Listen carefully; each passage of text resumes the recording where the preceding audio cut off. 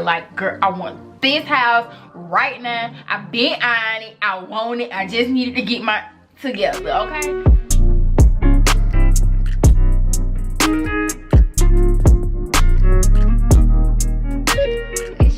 Vivian Elaine, and as you can see from the title, today we are going to be talking about the steps and the stages to becoming a homeowner.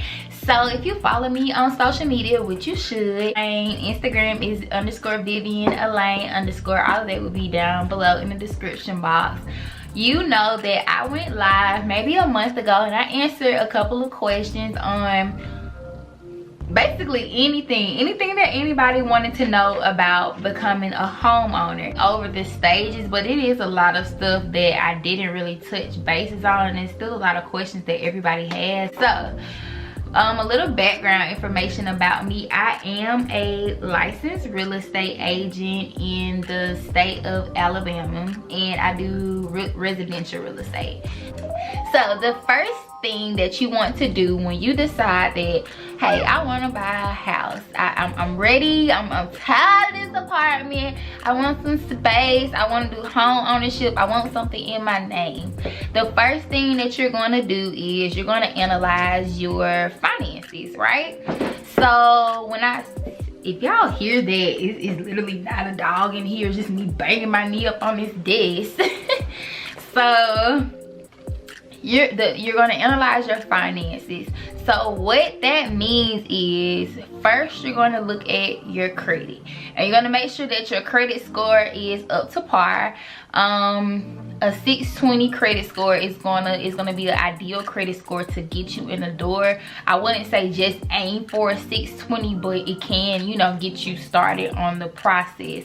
So I have a video, I'm not really going to talk much about credit. I have a video that I posted last week about credit if you all want to reference that. It's about how to increase your credit score if your credit score is not of a 620. So you can go and watch that. So you want to get your credit score right, and you also want to know what you want to budget. You want to create a budget. You want to know what you can and cannot afford. You want to go ahead and start budgeting yourself. So what that means is, if you know you want your mortgage to be $1,200, let's just say $1,200. You know you want your mortgage to be $1,200, but right now you're paying $700 in rent. That's a big difference, right? So if you know you're going to have the same job, because you're going to need work history. You don't want to just quit your job. So you're going to have the same job, so you already know how much income you're making. Go ahead and start putting that $1,200 away every month. Even though you're not paying that now in rent, go ahead and start acting as if you were paying $1,200 in rent or for your mortgage, because you want to know how well your finances do with you putting that amount of money away, because you don't want to just abruptly go and start paying $1,200 for a mortgage, and then you like, you know, I ain't got no money to eat this month, because you didn't get yourself acclimated to saving that amount of money. And save enough for a down payment. So don't go into trying to become a homeowner with no money saved. And I know everybody, you always hear you need to at least have 20% saved for a down payment. That's not the case. Your down payment literally could be as low as 3%. That all depends on your credit. Once again, if you have any questions about your credit, getting your credit to where it needs to be, go watch my last video. I always try to tell people to have between 6 and 8% of the cost of the home saved. So what I mean by that is, if the home is $100,000, we're just gonna say $100,000. The home is $100,000. You want to have between 6 and 8% of that home, the cost of that home saved. So that's going to be between, for $100,000 is what's between $6,000 and $8,000 saved. And of course the amount that you need to save is going to depend on the cost of the home that you're looking to buy. Now that does not mean that you're going to spend that amount of money on a down payment, but it is great to have for a cushion. So for a $200,000 home, you want to at least have between $12,000 and $18,000 saved. And I know you're like, girl, that's a little steep, but trust me, y'all, you'd rather be safe than sorry. You'd rather come to the table with money saved, not knowing what you're going to have to put down, then get hit with the, oh my god, I need to scrape up this amount of money or I won't be able to get this house. So it's always better to have more than less. So if you know you want to go ahead and start looking at homes that you like, just kind of seeing how much those homes cost, that'll kind of give you a good idea so you can have your finances in order. Also, down payment assistance programs. If you are in the state of Alabama, shoot me an email, send me a message on any of my social media platforms, and I can get you a link to some of those, but only if you hire me as your realtor.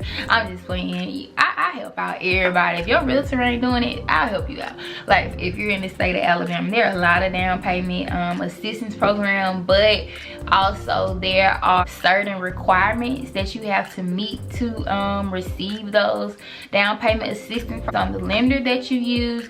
It depends on your credit score. I believe your credit score has to be a 640, and it's also income requirements. I won't quote the income requirements because I don't know, and they're forever changing. So this video is gonna be forever, and I don't want y'all to be like, what you say? I'm like, girl, that was 2 years ago. But yes, if you're in the state of Alabama and you're in the market to buy a house and you know you just don't have that amount of money for a down payment, no worries. It's down payment assistance programs that could pay up to 100% of your down payment. So your next step is going to be, after you got all of your finances in order, you're gonna need to find a realtor. Okay, you're gonna need, period, you're gonna need to find a realtor. So you done had this discussion with yourself, with God, with your kids, with your husband, with your mama, whoever. You done had this discussion with whoever, like, I'm ready to buy a house, I'm ready to buy a house. So you done waited 6 months and you done saved up some money for like 6 months or however long, depending on your income. I mean, you can save up money in like a month, or you already got money saved up, whatever it is. You done analyzed your finances and you like, okay, I'm gonna reach out to a realtor. Hopefully your realtor is me if you're in the state of Alabama, but if you're in another state or whatever, whatever, your realtor is going to tell you, okay, we're gonna get you a pre-approval letter. I'm gonna send you to a lender. You got your finances in order, you know what your credit score is. I'm gonna send you to a lender to get you a pre-approval. What a pre-approval is the bank of your choice, or if you don't know who to choose, your realtor should have some suggestions or some lenders that they work with. They take a deep dive and look into your finances. What this entails, they look at your credit score, your tax returns, your W-2s, everything, all of your finances, to determine the amount of home that you can afford. So this is going to be the difference if you're going to be able to purchase a $500,000 house or a $100,000 house.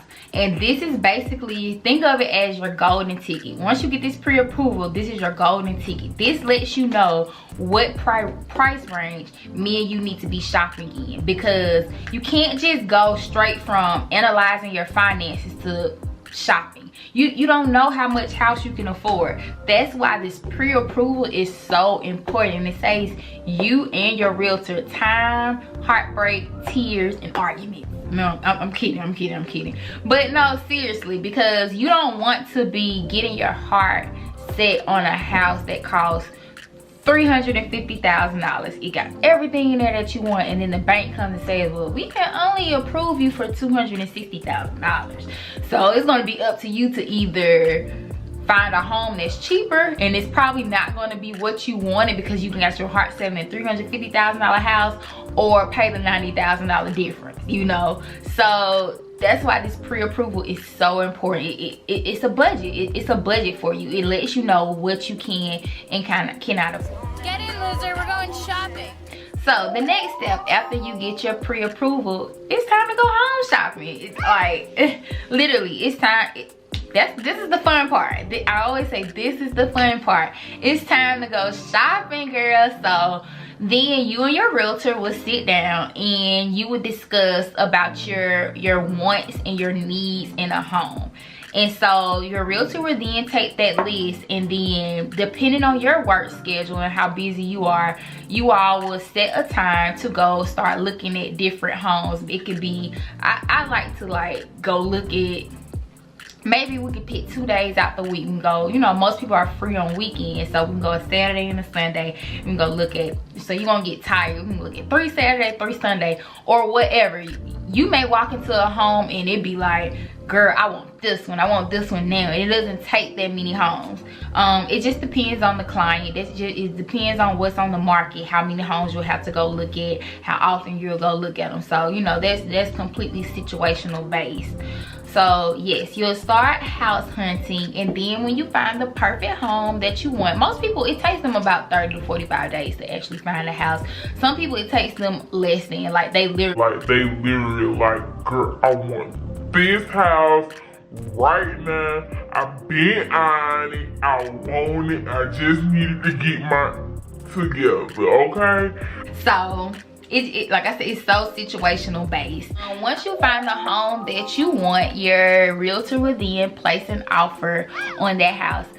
That goes back to why this pre-approval letter is so good, because if you're in a multiple offer situation, which means you place the offer on a home and about 3 other people place the offer on this home, which is very, very rare in Montgomery right now, but not impossible. I have been in a situation where that has happened, but it's not often. Most of the offers, they usually don't go through. The other ones usually don't go through, or they have contingencies on them. So but if you are in a multiple offer situation, if you have that pre-approval letter, that's basically saying this is guaranteed money. If you accept my offer, this is guaranteed money. It's guaranteed that you're going to get this money. It's guaranteed that I can purchase this house, versus someone who is placing an offer on a house and they don't have a pre-approval letter from the bank, so they don't even know if they can afford this house. You get what I'm saying? So that's going to put you a step ahead of everybody else already. So you're going to place an offer on the house, and either 3 things can happen. You can get, the offer can get be accepted, rejected, or you can get a counter offer. None of those 3 are horrible. If the offer is accepted, which is what we're hoping for, great, it's your house, girl. You in the door. If the offer is rejected, it's not a bad thing. It's just maybe you came in the door too small, or it doesn't even not necessarily have to do anything with the pricing that you came in and offered them, because depending on the CMA and which is the competitive market analysis, your realtor will pull that. I'm hoping I'm not losing y'all. The house is listed for $250,000. And your realtor goes and pulls a CMA, a competitive market analysis, which is going to pull all the houses surrounding this house that are on similar floor plans, similar sizes and everything, and see what they are selling for. If they are all selling for $230,000, 9 times out of 10, that's a big jump. That's a $20,000 jump. That usually doesn't happen, but just in case it does, your realtor will say, yo, we're not gonna give them the $250,000. We're about to play a little game called negotiation, right? So then your realtor would say, well, I will give y'all $230,000. We're gonna put in an offer for $230,000 and send a letter. If you have a good realtor, they're gonna send a letter and let you know why we chose this amount. So they might come back in and be like, $20,000 on the asking price. That's absurd. That's absurd. So then we can go in and we can change our offer. Okay guys, so basically my camera cut off. I did not know, so it did cut out a little bit of information, but it shouldn't be hard to follow. Right on my freaking camera, turn it off. So what was I saying? Inspection period. So it's only mandatory if you're using a VA loan, but I highly suggest if you're working with me, it's no ifs, ands, and buts about it. You give me an inspection, literally. It costs it depends. The amount is paid by the buyer, and it depends on the square footage of the house. It can be anywhere from $200 to $400.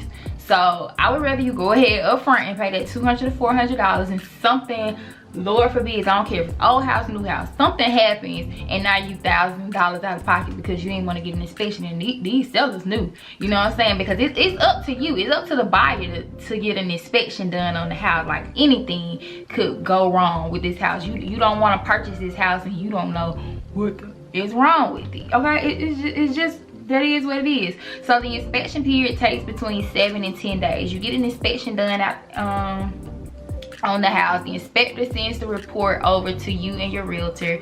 You and your realtor will sit down. Y'all gonna go over it and you're gonna determine, hey, this is a major jump. I want everything fixed, or you know, this is the only thing that I really need fixed. You don't, because the seller can either accept or decline whether they're going to fix everything that was flagged on the inspection report. Now, you don't want anything as small as like chipped paint or something, you know, small. It's not even gonna cost you more than $500 to get fixed. You don't want that to be a reason why you lose this house. Why you lose this house, because it depends on your realtor. Your realtor know what it is. You don't want to be petty about little stuff, but at the same time, you want everything done. Now, if the paint is just chipped all over the house and it's ridiculous, then yeah, y'all need to fix this. But if it's small stuff that the seller is like, come on now, I'm not gonna do that, you know. So that's gonna be between you and your realtor. If you have a professional, knowledgeable realtor,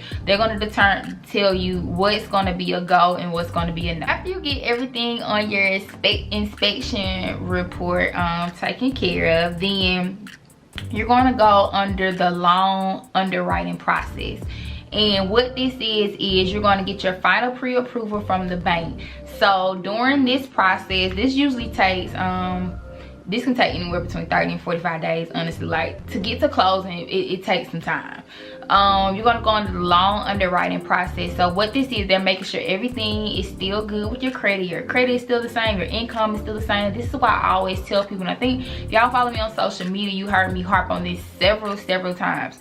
Once you get your first pre-approval, don't go add nothing else to your credit. Don't go buy no house. Don't go open up no other credit card. Don't be swiping on your credit card because you're trying to buy a house. You don't need anything touching your credit. You don't. Unless you're gonna go swipe your credit card, and as soon as you swipe it, you're gonna pay it off. But I don't even trust that. You don't need anything to change your credit, because it can be the smallest thing, the smallest point that they could come back and say, hey, that pre-approval, because it was only a pre-approval. That pre-approval that we gave you, it is done. We taking it. We taking it. You can't get the house anymore. So you don't want to go through all this and pay all of that, and then you know you just lost $300 to $400 because you did an inspection on the house and now you can't even get the house anymore. So I always tell people, as soon as you get that pre-approval, don't touch your credit anymore. Literally, just don't even do it. And then after that, it's closing. Literally, I know it sounds so much easier said than done, but if you're working with the right realtor, we did it, Joe. It is easy as I say it is. Literally, it's supposed to be a fun process, not a stressful process. So that is all for this video. If you have any more questions, drop them in the comment box, email me, DM me, follow me on social media, and I will see you girls, you people, because I keep saying girls. I'll see you all in the next video.